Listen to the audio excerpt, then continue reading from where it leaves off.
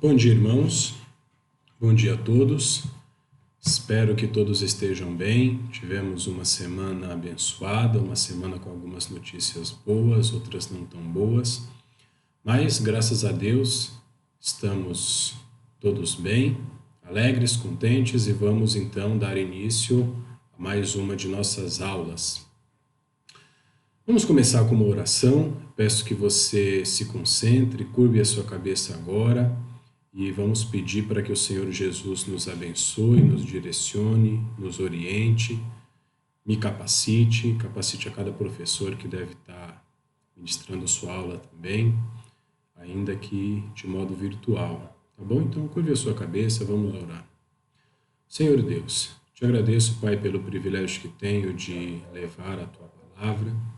Te agradeço pelo privilégio que tenho de poder estudar e passar para os meus irmãos parte daquilo que o Senhor tem me dado, tem me capacitado. Te peço que teu Espírito Santo esteja traduzindo tudo aquilo que eu disser, que seja de fortalecimento, edificação, que seja que vá de encontro, Pai, ao coração de quem escutar esta aula, Pai. Nos abençoe, nos direcione. Te peço pela situação que estamos vivendo no nosso país. Tenho certeza que o Senhor não é alheio a tudo que está acontecendo. E, de fato, Senhor, queremos te pedir a tua provisão. Sabemos que o Senhor está no controle de tudo, mas mesmo assim te rogamos que o Senhor nos abençoe, nos sustente, nos dê sabedoria para lidar com as mais diversas situações da qual estamos passando hoje. Te peço pela vida de cada irmão também e que o Senhor os conforte, que o Senhor dê tranquilidade, que o Senhor dê paz no coração. Temos enfrentado os problemas financeiros, problemas com o trabalho, temos a informação de que algumas empresas estão já com muitos problemas e isso não está oculto de ti e tu sabes o porquê de todas essas coisas, mas acreditamos no teu prover, Pai. É o que te pedimos e já te agradecemos, em nome do teu Filho amado Jesus Cristo. Amém. Queridos, na aula passada nós falamos bastante sobre a possibilidade da santidade. Tivemos 4 aulas disso, eu acredito que ficou bastante claro que isto sim é possível e em 4 aulas, tanto eu quanto o Marcos, tentamos de todas as formas colocar aí a questão da possibilidade e imagino eu que não tenham dúvidas. E dando continuidade então no nosso capítulo 5, o título do capítulo 5 ele é um tanto quanto grande em relação aos títulos que nós tínhamos nas aulas anteriores. Se você olhar o título, ele diz: empenho energizado pelo Espírito, impelido pelo Evangelho e abastecido pela fé. Só da gente olhar para esse título, ele já é bastante elucidativo e ele já nos dá assim, um direcionamento muito claro de como que a nossa aula será conduzida. Tá? Mas para que sejamos bem didáticos, vamos pensar da seguinte forma. Deixa eu só ver aqui, para que isso aqui funcione. Vamos pensar da seguinte forma. O empenho na busca da santidade, ele pode ser energizado, e aí quando a gente pensa em energizado, quer dizer que ele pode ser motivado, pode ser conduzido, ele pode ser impulsionado, por pelo menos 3 fatores. Imagino eu que tenham mais fatores, mas aqui nós vamos abordar 3 fatores que energizam a questão da busca da santidade, que me impulsiona, que me motiva a buscar a santidade. O primeiro deles é o poder do Espírito. O segundo, impelido pelo Evangelho. E o terceiro, o abastecimento pela fé, o combustível que nos motiva a fazer. Então a gente tem esses três. Nesta aula, eu quero dar a introdução sobre o tema e eu vou tratar apenas do poder do Espírito, né? Até para que a aula não fique tão extensa. E antes de nós começarmos falando do poder do Espírito, eu queria tratar de um assunto. O autor, quando ele trata essa questão do livro, antes de começar, ele traz um exemplo que eu achei bastante interessante e faz uma relação direta com o que nós vamos tratar. Pensa da seguinte forma. Quando nós temos as entrevistas falando de uma situação de jogo, de esporte, nós temos entrevistas ali geralmente pós-jogo e tem bastante piadas até a respeito das entrevistas pós-jogos, porque na maioria das vezes, quando o repórter vai conversar com o atleta, o repórter vai lá, geralmente faz perguntas muito abertas, né, do tipo, o que você estava pensando quando você fez tal lance? E, por consequência, né, como que você se sente, como que não se sente, e as respostas são as mesmas em quase todas as situações, né? A gente sempre vai ter respostas do tipo, nunca desistimos, demos 110% de nós, sempre acreditamos no nosso potencial, todos os jogadores merecem todo o crédito do mundo. Todo o crédito do mundo é bastante coisa, né? Mas é o que a gente escuta quando a gente está acompanhando essas entrevistas. Pois bem, agora imagina que menos pior, né? Para não falar que é ruim do mesmo jeito, mas menos pior do que as entrevistas pós-jogo são as entrevistas pré-jogo. Essas entrevistas pré-jogo, elas têm muitas vezes uma questão bem humorada, elas vêm ali acompanhadas de muita autoestima, de muito pensamento positivo.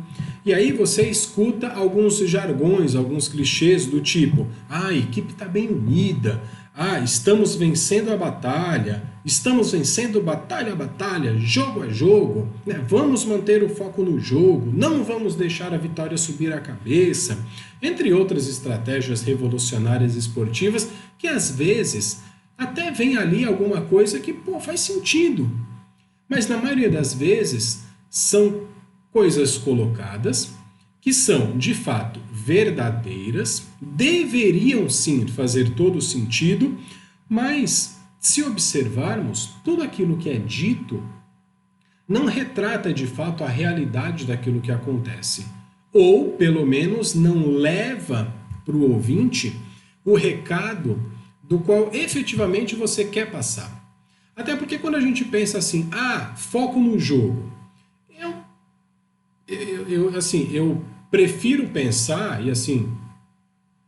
que ninguém em sã consciência entra num jogo sem estar focado no que está fazendo. Até porque, na maioria das vezes, você que vai jogar, você vai porque você gosta. Você não vai lá porque você está sendo obrigado ou qualquer coisa do gênero. Então, quando você joga, ainda mais quando você está num campeonato, então você, de fato, você está focado no jogo. Você não está com a cabeça em outro lugar, nas nuvens, por exemplo. Né? E por mais que tenham vitórias, mas você não entra já assim cantando a suposta vitória. Não, você entra preocupado, é um jogo, é um desafio.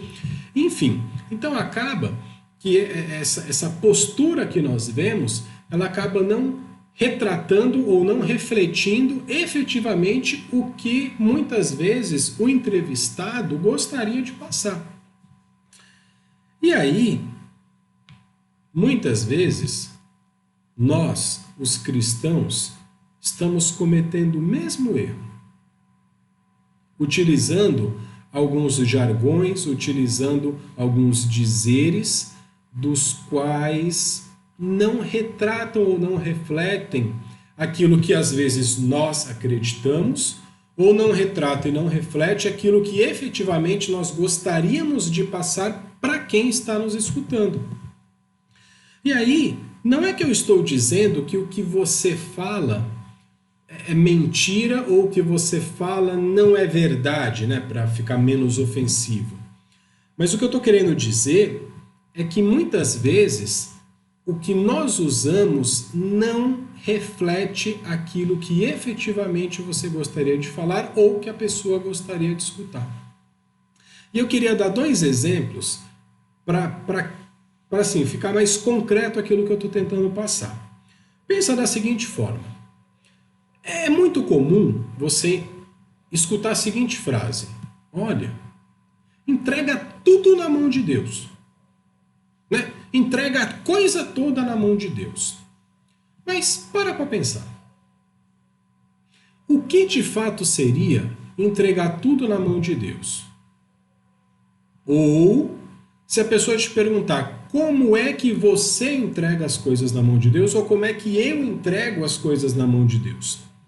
Né? Como que precisamente ali, se a gente fosse concretizar isso, como que nós entregamos tudo na mão de Deus?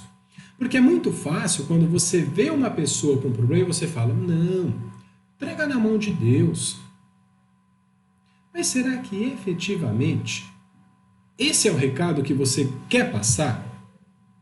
E será que a pessoa, ao receber esse recado, ela está tendo o entendimento que você quis ter quando você utilizar essa frase? Porque, de fato, entregar as coisas na mão de Deus é um sábio conselho.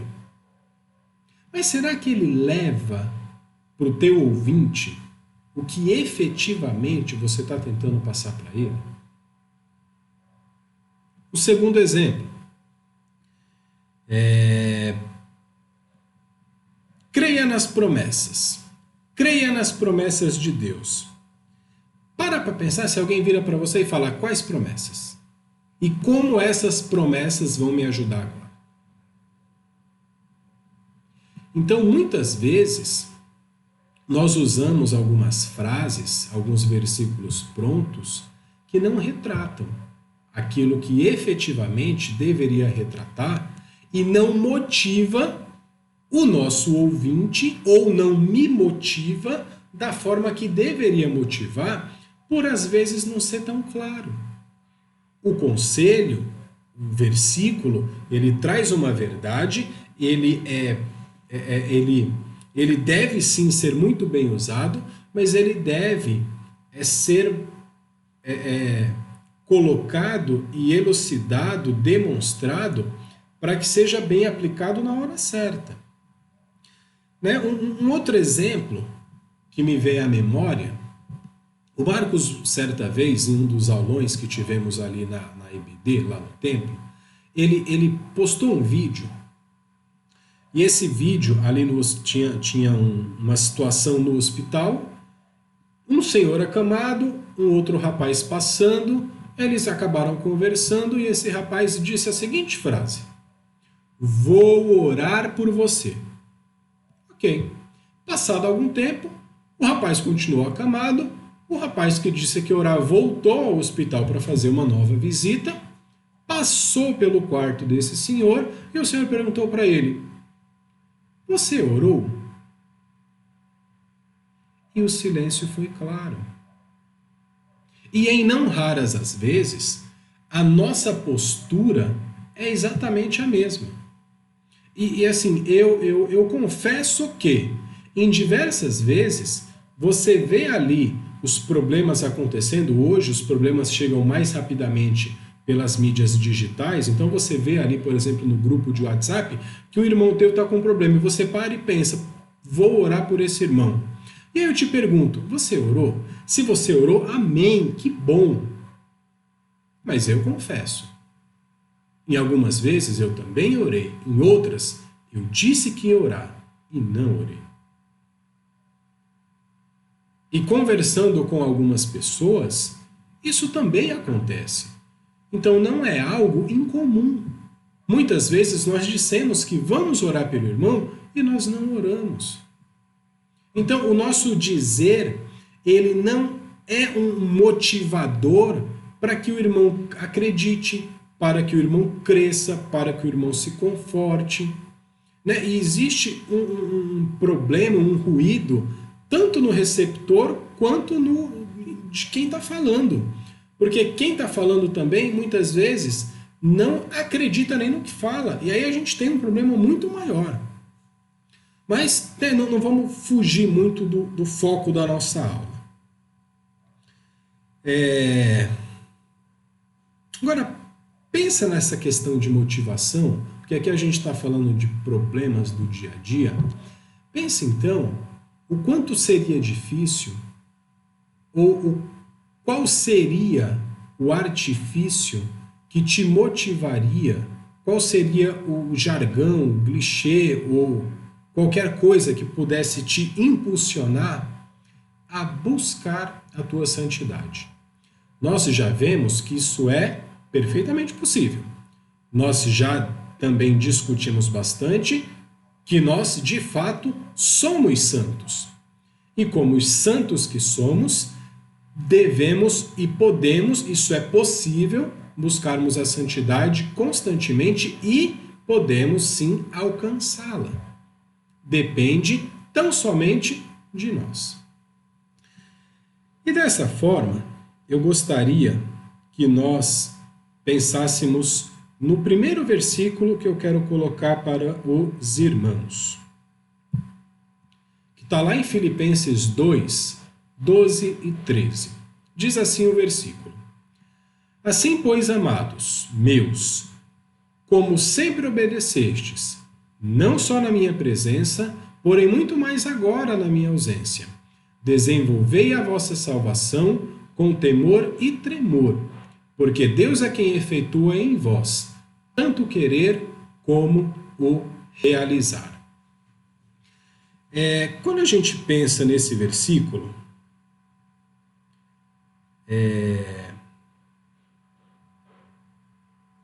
a gente pode ter uma interpretação dele da seguinte forma: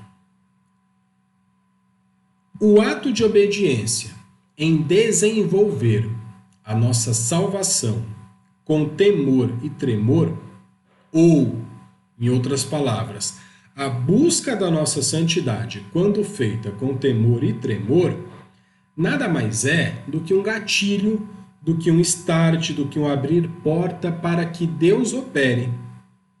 Para que Deus opere, sendo o próprio Deus quem efetua dentro de mim o querer, fazer e o realizar, que é a minha ação, em buscar a minha santidade.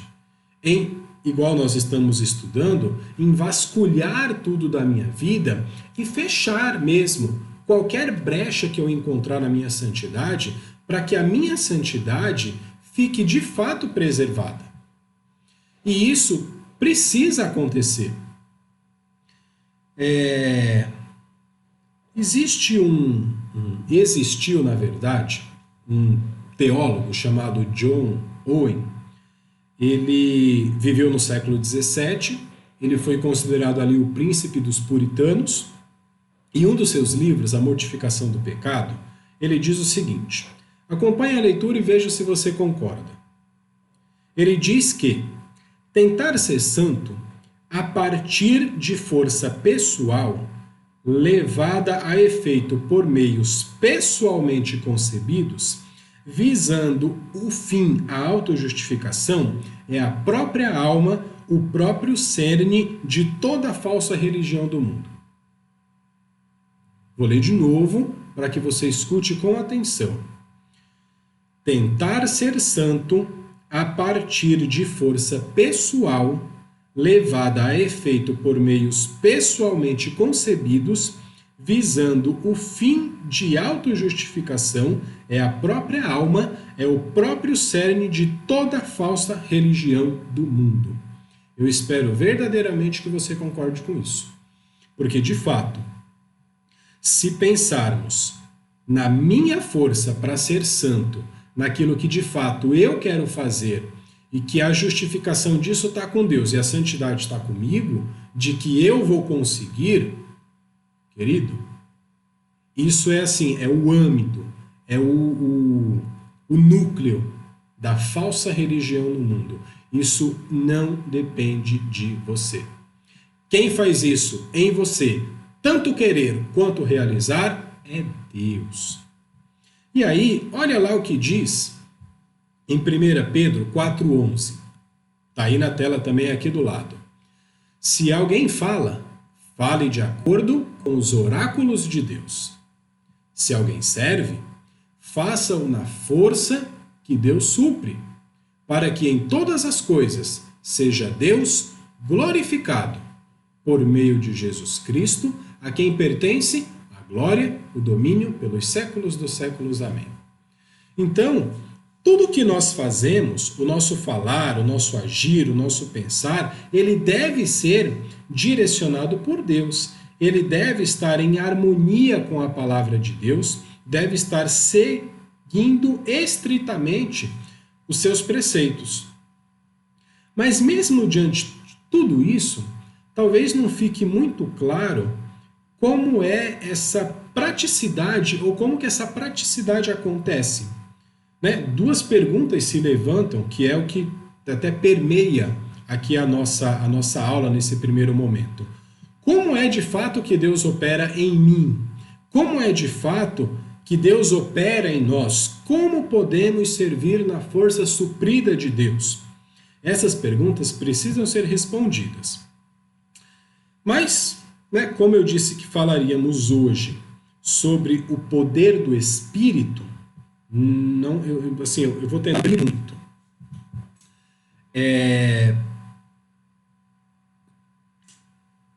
Eu acho que é um senso comum dos que estão me ouvindo, imagino eu, de que o Espírito Santo tem um papel extremamente importante para que cada vez mais nos tornemos santos.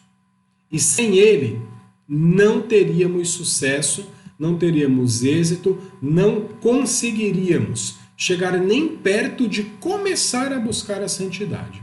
Então, baseado nesse senso comum, eu trago essa leitura de 1 Pedro 1,2, que diz assim: Pedro, apóstolo de Jesus Cristo, aos eleitos que são forasteiros da dispersão do Ponto, Galácia, Capadócia, Ásia e Betínia, eleitos segundo a precedência de Deus Pai em santificação do Espírito, para a obediência e aspersão do sangue de Jesus Cristo, graça e paz vos sejam multiplicadas. Olha só, quando eu vejo esse versículo, eu acho que a gente pode separar esse versículo, separar a santificação desse versículo em dois sentidos. O primeiro deles, a gente pode pensar o seguinte, que o Espírito, ele me separa em Cristo para que eu seja purificado por seu sangue. A gente vê ali a aspersão do sangue de Jesus Cristo. No passado, o ato de aspergir sangue era um dos rituais de purificação. Então, nós somos separados em Cristo para que sejamos purificados. Então, assim, através do sangue de Cristo, você e eu somos e devemos nos declarar santo. Ou seja, nós temos então uma nova posição. Existia eu antes e existe o eu agora, que não é mais eu, mas agora é Cristo que vive em mim. E aí nós falamos bastante disso, sobre o processo de santificação. Aqui a gente está falando da santificação posicional. É uma mudança que acontece. De um instante para o outro eu sou declarado santo? Sim. Aceitei a Cristo, independente se eu vivi 95 anos de forma absurdamente errada. Se eu me arrependi, entendi a mensagem do Evangelho e aceitei, o sangue de Cristo é suficientemente capaz de satisfazer a ira que Deus tinha contra mim e me purificar nesse instante. E a partir desse instante, então eu sou santo. E a segunda condição que nós podemos extrair desse versículo diz respeito à obediência. O Espírito Santo, ele opera em nós para que nós possamos ser obedientes assim caminhando rumo à perfeição, que seria a nossa santificação definitiva. Só que esse processo entre a santificação posicional e a santificação definitiva, esta obediência e esse caminhar em perfeição é a nossa santificação progressiva. É aquela que nós vamos dia a dia, ponto a ponto, caminhando, buscando, fechando as brechas que temos encontrado em nossas vidas. Então nós temos que ir ali, tete a tete, passinho a passinho. É devagar mesmo. Não é da noite para o dia que as coisas acontecem. O ser santo, sim, é de um instante para o outro, mas o processo, a sua santificação progressiva, ela tem que ser pautada de muita oração, muita leitura bíblica, muito estudo, muita prática, muita autoavaliação, muito vigiar e orar todo o tempo. Senão nós não alcançaremos a perfeição. Mas isso quer dizer que se eu aceitar e na sequência morrer, como foi o caso daquele ladrão que foi crucificado junto com Jesus, isso quer dizer que ele, pelo fato dele não passar pela santificação progressiva, ele tem algum prejuízo na santificação definitiva? Não. Ele está lá em cima da mesma forma. Felizmente, ele já está lá e ele não pôde desfrutar do prazer de viver com Cristo nesse mundo. Temos problemas? Como todos, com uma diferença. Nós temos Cristo que intercede por nós, nós temos Cristo como nosso Senhor e Salvador, que é o que nos conforta. Esta alegria, talvez ele não tenha.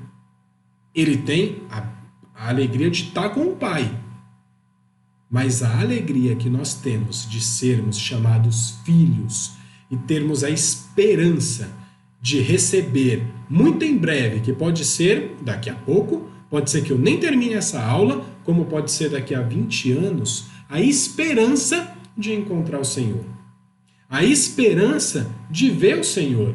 A esperança de poder dar um abraço em Jesus e falar: que bom que eu estou aqui. E ele falar: meu filho, amado, me serviu, venha, entre para o meu reino. Isso é o que a gente espera. Mas, aqui é uma outra questão e eu não quero fugir muito do foco da aula mais do que eu já fugi. Pois bem,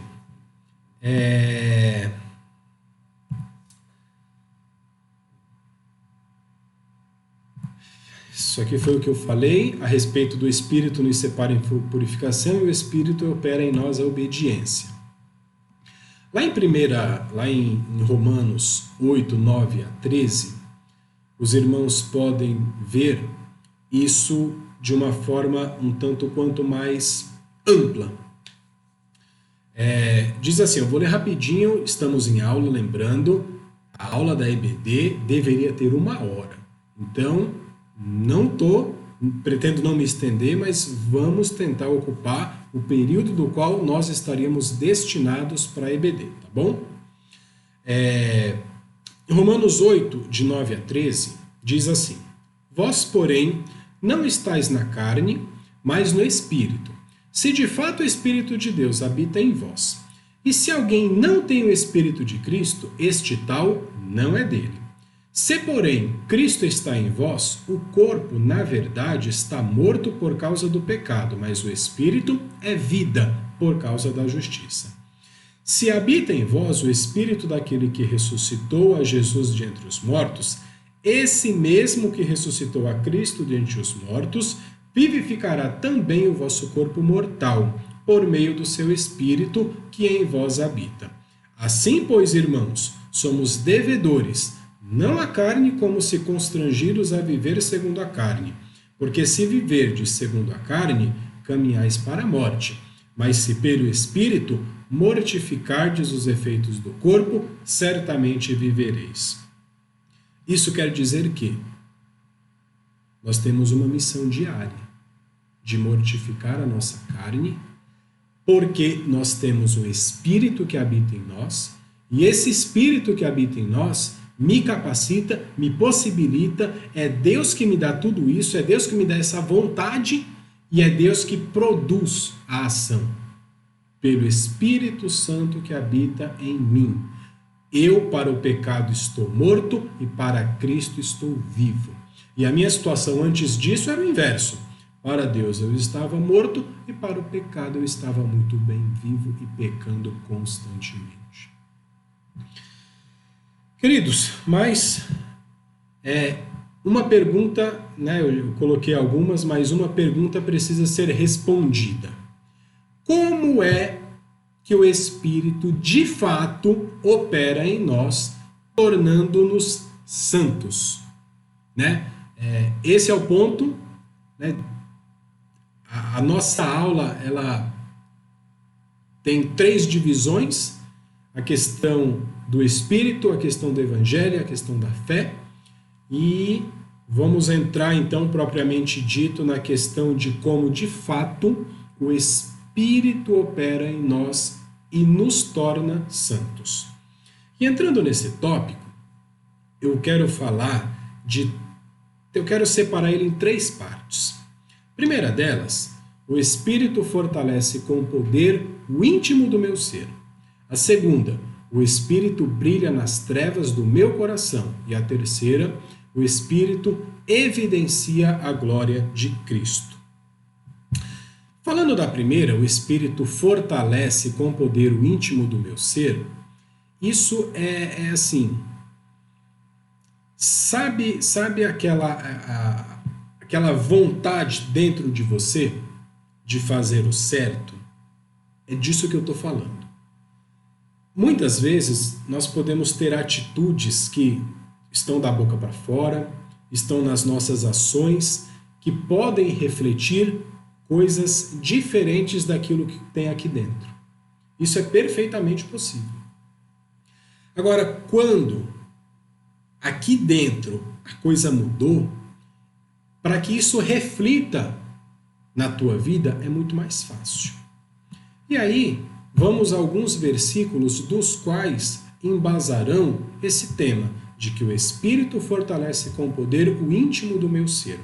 Primeiro está lá em Efésios 3,16. Diz assim: para que, segundo a riqueza da sua glória, vos conceda que sejais fortalecidos com poder mediante o seu Espírito no homem interior. Ou seja, o Espírito nos fortalece no nosso mais profundo íntimo. Queridos, muitas vezes e por vezes, a ação do Espírito Santo, ela tem como princípio, ela é muito associada a poder.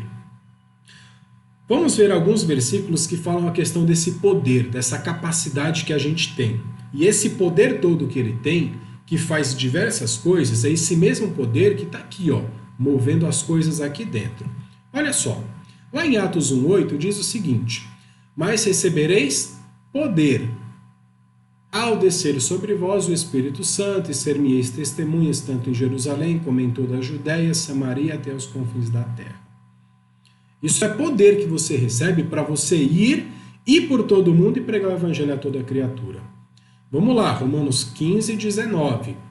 Por força de sinais e prodígios, pelo poder do Espírito Santo, de maneira que, desde Jerusalém e circunvizinhanças até o Ilírico, tenho divulgado o evangelho. Lá em 1 Coríntios 2,4. A minha palavra e a minha pregação não consistirão em linguagem persuasiva de sabedoria, mas em demonstração do Espírito de poder. E lá em 1 Tessalonicenses 1,5. Porque o nosso evangelho não chegou até vós tão somente em palavra, mas sobretudo em poder, no Espírito Santo e na plena convicção, assim como sabeis, ter sido o nosso procedimento entre vós e por amor de vós. Sintetizando, a ação do Espírito ela pode ser manifestada de diversas formas, como sinais, maravilhas, dons espirituais para edificar o corpo, capacitando na geração de novos frutos espirituais, que é o buscar, o plantar. Esse mesmo Espírito, ele estava lá na criação do mundo, esse mesmo Espírito estava contigo quando você fez a passagem vamos colocar assim, da vida para a morte, da morte para a vida, vivo para o mundo, morto para o pecado e agora vivo para Deus. Esse mesmo Espírito estava com você, foi esse mesmo Espírito que te purificou, te tornou santo, e hoje esse mesmo Espírito que vem desde a fundação do mundo, ele está dentro de você, te capacitando. É como se você tivesse assim aquela força, se a gente fosse imaginar isso em desenho animado, sabe aquela força que cresce dentro de você assim, te consome, faz aquela chama. É a mesma coisa, é esse Espírito que te fortalece, que está aí dentro de você.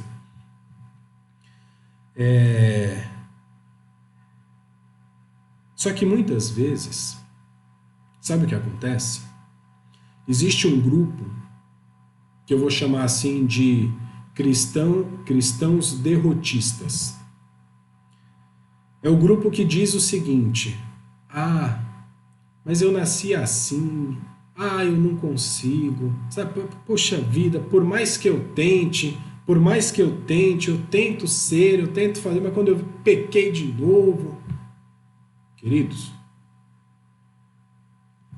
errar, eu não estou dizendo que nós não vamos errar. Cometer pecado, realmente cometeremos, e eu não sei até quando cometeremos.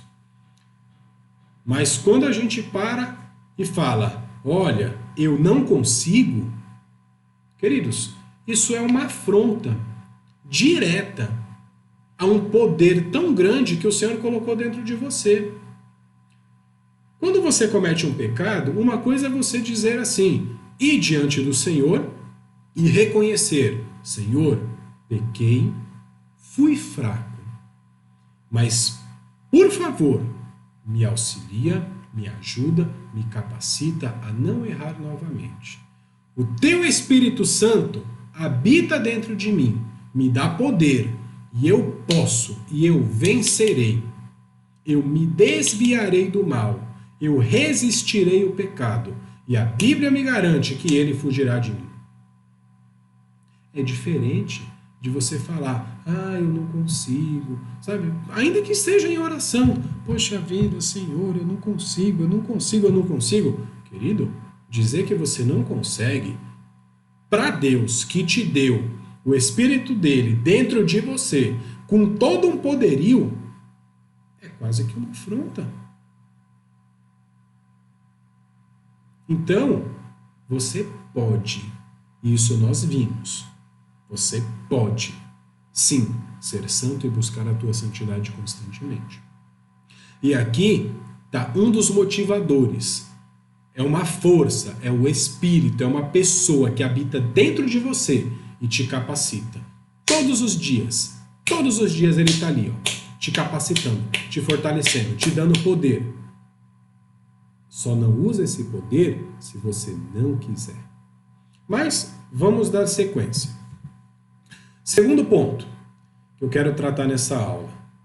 Esse mesmo Espírito que te dá todo esse poder, ele brilha nas trevas do teu coração, ele brilha nas trevas existentes no meu coração. E sabe para quê? Para me convencer daquele pecado que até então eu nem imaginava que era pecado. Para embasar o que eu estou falando, vamos lá em João 16, de 7 a 11. Acompanha aí do lado. Mas eu vos digo a verdade, convém que eu vá, porque se eu não for, o Consolador, que é o Espírito, não virá para vós outros. Se, porém, eu for, eu vou-lo enviarei. E Cristo subiu e o Espírito desceu. Quando ele vier, convencerá o mundo do pecado, da justiça e do juízo. Então, esse convencimento que nós temos de entre o certo e o errado, isso que eu estou fazendo é certo, isso que eu estou fazendo é errado, quem me convence disso, quem me mostra que está errado, está aqui. É o Espírito Santo que habita em mim. Só que antes dele me mostrar que é pecado, antes mesmo dele me mostrar, olha o que a gente já viu no primeiro tópico. Ele já me dá poder para resistir. Ele já me dá poder para fugir. Ele já me dá poder para ir contra, para virar as costas para esse pecado que agora ele está me mostrando que é pecado. Mas vamos seguir a leitura. Versículo 9. Do pecado, porque não creram em mim. Da justiça, porque eu vou para o Pai e não me vereis mais. E do juízo, porque o príncipe deste mundo já está julgado. Então está aqui. O Espírito Santo, ele me dá poder e muito poder. Segunda coisa, ele brilha nas trevas do meu coração e me convence do meu pecado. E por fim, o Espírito evidencia a glória de Cristo. Lá em João, seguindo, João 16, agora o versículo 14. Ele me glorificará, porque há de receber do que é meu e vou-lo há de anunciar. E 2 Coríntios 3,18. E todos nós, com rostos desvendados, contemplando, como que por espelho, a glória do Senhor, somos transformados de glória em glória na sua própria imagem, pelo poder do Senhor, o Espírito. Queridos, uma outra coisa também que nós já ouvimos mais de uma vez na nossa igreja, pelo pastor Alfredo. Aqui o versículo fala que contemplamos a glória como por espelho. Quando você coloca um espelho diante de você, o que você vê? A sua imagem. Sabe o que você está vendo? Deus. Você está vendo o Espírito Santo de Deus que habita em você quando você se olha. Quando você tem um comportamento não condizente e outra pessoa está vendo, sabe o que ela está vendo? Deus. É Deus que ela está vendo em você. E qual é o comportamento que você tem mostrado, então, para que quando essa pessoa veja Deus em você, ela veja realmente Deus. E não questione a postura. E não tenha nada contra o que você está fazendo. Pensa nisso.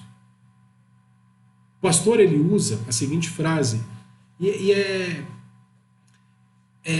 assim, é bastante claro quando ele diz da seguinte forma: se sairmos daqui, formos lá para o Japão, e encontrarmos um irmão em Cristo lá, quando você olhar para ele, sabe o que você está vendo? Deus. Quando você foi lá para Moçambique, igual o pastor foi, e viu aquelas pessoas lá, sabe o que ele estava vendo ali? Deus. Independente da cultura, da situação, se rico, se pobre, não é isso que está em pauta. A questão é que quando você olha para o teu irmão e você vê Deus nele, você vê a glória de Deus nele, porque o Espírito de Deus habita nele.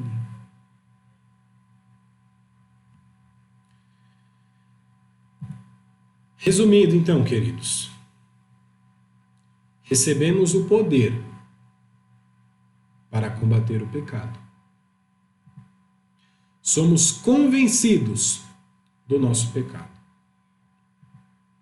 E podemos ver a glória de Deus refletida, porque eu me convenci do meu pecado e eu tenho poder para combater o pecado. Mas eu queria colocar uma última questão, que muitas vezes pode acontecer. Para alguns, constante. Para outros, esporadicamente. E se isso em algum momento aconteceu contigo, tome cuidado para que não aconteça de novo. Que é a rejeição, é o não ouvir, é o apagar esse espírito tão precioso que habita em você. E olha como é que a Bíblia classifica aos que rejeitam, aos que não ouvem, aos que apagam esse espírito. Homens de dura cerviz e incircuncisos de coração e de ouvidos, vós sempre resisti ao Espírito Santo, assim como fizeram vossos pais, também vós o fazeis.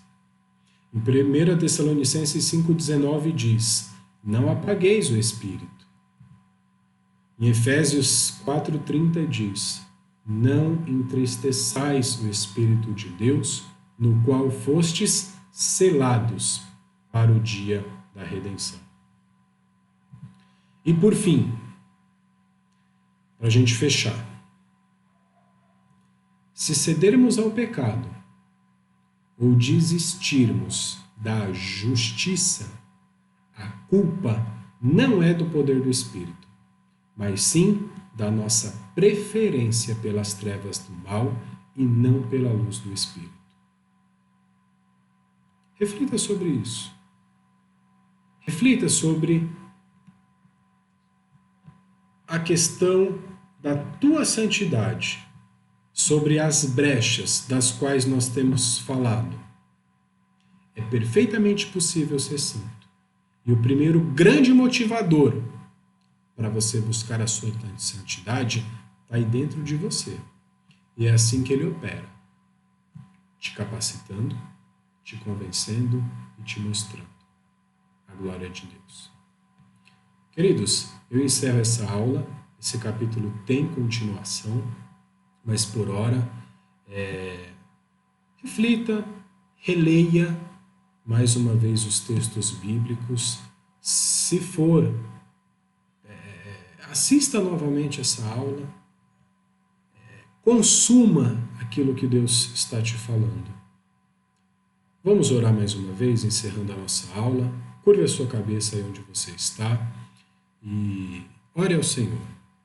Senhor Deus, te agradeço, Pai, pelo privilégio de ter transmitido o que o Senhor colocou no meu coração, que essas palavras sejam traduzidas por este Espírito que habita em nós, por esse Espírito que está conosco, nos convencendo, nos capacitando, nos mostrando onde estamos errando e para onde nós devemos direcionar, canalizar toda a nossa força, todo o nosso agir, o nosso pensar. Nos orienta, Pai, para que fechemos as brechas existentes na nossa santidade. Eu te agradeço pela vida de cada pessoa que se dispôs a assistir essa aula até aqui. Que o Senhor a abençoe e não importa, Pai, a forma pela qual nós até então temos vivido, mas que possamos, a partir de agora, nos direcionar e tomar esse poder que temos dentro de nós para combater, Pai, o pecado, tendo força para termos atitudes, fala, pensamentos condizentes com a Tua palavra. E que consigamos, Pai, buscar de forma progressiva, dia a dia, a santidade da qual o Senhor tem preparado para nós. O Senhor nos fez santos, estamos num processo de buscar dia a dia a santificação, a fim de chegarmos na perfeição, para adentrarmos o Teu reino e celebrarmos o prazer de estar ao Teu lado, Pai. Perdoa os nossos pecados e nos oriente todos os dias, Pai. É o que te pedimos, em nome do Teu Filho amado Jesus Cristo. Amém. Bom domingo a todos, que o Senhor nos abençoe.